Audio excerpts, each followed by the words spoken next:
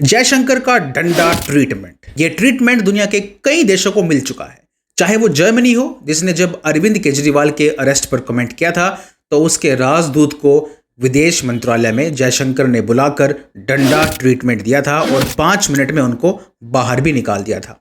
उसके बाद चाहे वो मालदीव्स हो, जब मालदीव्स के कई सारे मिनिस्टर्स ने प्राइम मिनिस्टर मोदी के खिलाफ कमेंट्स किए थे व्हेन ही विजिटेड लक्षद्वीप, उसके बाद भी मालदीव्स के हाई कमिश्नर को बुला के जयशंकर ने डंडा ट्रीटमेंट दिया था। और फिर बारी आई कनाडा की। जब जब खालिस्तान को लेके कनाडा में कोई हरकत होती है उसके बाद उनके हाई कमिश्नर को जयशंकर हर बार डंडा ट्रीटमेंट देते हैं। और अब लगता है कि डंडा ट्रीटमेंट लेने की बारी यूक्रेन की आ गई है।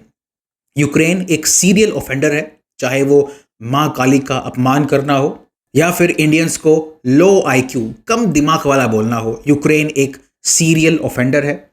लेकिन अब की बार हद पार हो गई जब यूक्रेन ने सीधा प्राइम मिनिस्टर मोदी को डिसरिस्पेक्ट किया। Last week prime minister Modi Russia में गए और अपने दोस्त पुतिन से जाकर गले मिले, लेकिन जब वहाँ वो गले मिल रहे थे तो किसी के स्थान विशेष से धुआं निकल रहा था यूक्रेन में, और वो थे प्रेसिडेंट वोलोदिमीर ज़ेलेंस्की। जब पीएम मोदी ने वहाँ लैंड किया तो ज़ेलेंस्की ने एक ट्वीट किया और उसमें कहा कि ये जो प्राइम मिनिस्टर मोदी कर रहे हैं ये एक मैसिव ब्लो है पीस एफर्ट्स को, और ये बहुत ही शर्मनाक है कि एक डेमोक्रेटिक नेता, दुनिया की सबसे बड़ी डेमोक्रेसी के नेता, वो जाकर एक वॉर क्रिमिनल को गले लगा रहे हैं, यानी कि पुतिन को गले लगा रहे हैं। तो इट इज़ शेमफुल, उन्होंने ये कहा था। और अब इंडिया ने ये कहा है कि वो इसको एक्सेप्ट नहीं करेंगे। इंडिया ने एज पर reports India has raised its concerns with Kyiv. तो उनको जयशंकर ने एक वार्निंग दी है कि this is your last chance, उसके बाद be ready for the danda treatment. लेकिन एज आई सेड कि ये पहली बार नहीं है जब यूक्रेन ने इंडिया और इंडियंस को डिसरिस्पेक्ट किया हो, और इनफैक्ट हिंदूज के सेंटिमेंट्स को भी डिसरिस्पेक्ट कर चुके हैं। फॉर इंस्टेंस लास्ट ईयर सितंबर में इनके एक प्रेसिडेंशियल एडवाइजर ने इंडियंस को और साथ साथ चाइनीज को भी लो आईक्यू बीइंग्स कहा था कि ये बेशक चांद पर पहुंच गए हैं लेकिन इनको मॉडर्न वर्ल्ड की समझ आज भी नहीं है। और ये किसी छोटे मोटे ऑफिशियल की तरफ से नहीं आया था, बल्कि वहां के प्रेसिडेंशियल एडवाइजर ने ये ऑन रिकॉर्ड कैमरा के सामने ये कहा था। ये देखिए वीडियो। В чем проблема Индии, Китая и так далее? Проблема этих стран в том, что они не анализируют последствия собственных шагов. Слабый интеллектуальный потенциал этих стран. अब इसके बाद इंडिया से बैकलैश तो आया ही था, लेकिन चाइनीज लोगों ने भी काफी बैश किया यूक्रेन को। फॉर एग्जांपल हु शीजिन, जो कि global times Chinese communist party के माउथ पीस के जो एडिटर हैं, उन्होंने कहा था कि देखो बोथ इंडिया एंड चाइना वो जीडीपी के मामले में भी आपसे बहुत आगे हैं। दोनों कंट्रीज चांद पर जा चुकी हैं और दोनों कंट्रीज G20 का भी मेंबर है, यानी कि बड़ी इकोनॉमीज हैं। इस सब के बीच यूक्रेन की औकात क्या है, यूक्रेन की एरोगेंस की वजह क्या है, ये क्वेश्चन उठाया गया था। इसके पहले यूक्रेन हिंदूज के सेंटिमेंट्स को भी हर्ट कर चुका है। उन्होंने एक मॉफ्ड इमेज निकाली थी मां काली की और उसको कहा था वर्क ऑफ आर्ट।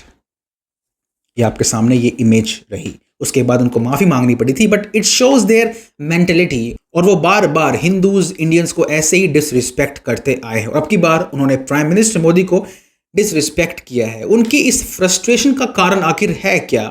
अब जब वो देखते हैं कि रशिया की economy despite thousands of sanctions being imposed by west, Russia की इकोनॉमी लगातार बढ़ती जा रही है। वर्ल्ड बैंक की रिपोर्ट के मुताबिक उनकी कंट्री अब अपर मिडिल इनकम से हाई इनकम कंट्री बन चुकी है in the middle of a war.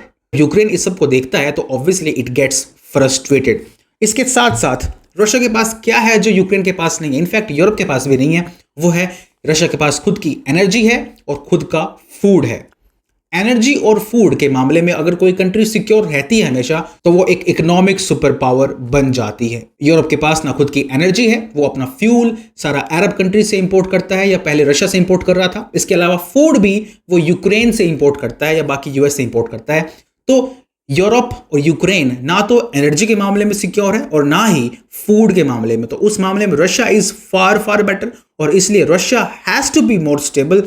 Despite war उनकी इकोनॉमी ग्रो कर रही है, वहां पे स्किल्ड लेबर भी है, वहां पे साइंस है, इनोवेशन है, इसलिए वो कंट्री लगातार ऊपर बढ़ती जा रही है। इसके अलावा उनके पास पार्टनर्स हैं लाइक चाइना एंड इंडिया, जो कि डिस्पाइट द सैंक्शंस वो रशिया से ऑयल ले रहे हैं, गैस ले रहे हैं और उनकी इकोनॉमी को पंप कर रहे हैं with cash.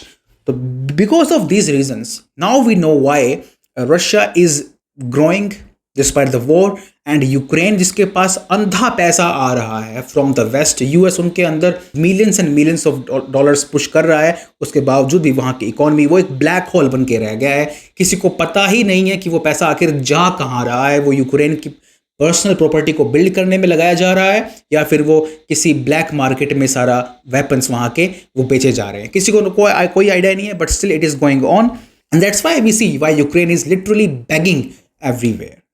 On that note, this is the end of this video. Thank you. Bye bye. Have a nice day.